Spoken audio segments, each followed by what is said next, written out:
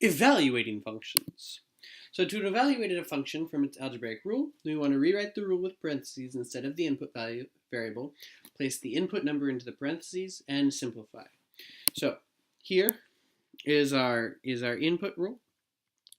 What we're going to do for the first one is we will take f of x, rewrite it with parentheses instead of the variable. Now 3 is our input, so 3 will go there. Then we can simplify this. 2 times 3 is 6, plus 5 is 11. So f of 3 is 11. Doing the same thing for negative 2. We're going to rewrite this, but instead of x, we'll put parentheses. So what goes in here is the negative 2. 2 times negative 2 is negative 4, plus 5 gives us positive 1.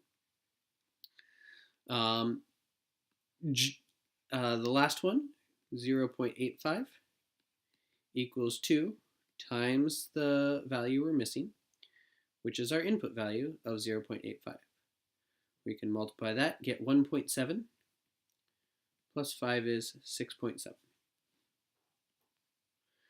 Here, if there's multiple variables, we'll put parentheses instead of each of them. So g of 7, I see a variable there, so instead I'm putting parentheses, squared, plus 4, instead of the variable I'm putting parentheses, plus 4. What goes in here is the 7, because that's our input. It's replacing the variable. So 7 squared is 49, plus 28, plus 4. And when we add that all together, we get 81. G of negative 5 equals parentheses squared plus 4 times parentheses plus 4. And what goes in the parentheses is the negative 5. Remember, a negative times a negative is a positive, so we have 25 minus 20 plus 4 is 9. So those are our two values. If we see something like this, it's tempting to say that this is h of 24 by adding those two together, but that's false. What you have to do instead is evaluate them separately and then subtract them or add them as is. So we have parentheses minus 5 over 10 minus parentheses. And for the second one, we have parentheses minus 5 over 10 minus parentheses. Here we have 9, so we'll do 9 minus 5 and 10 minus 9.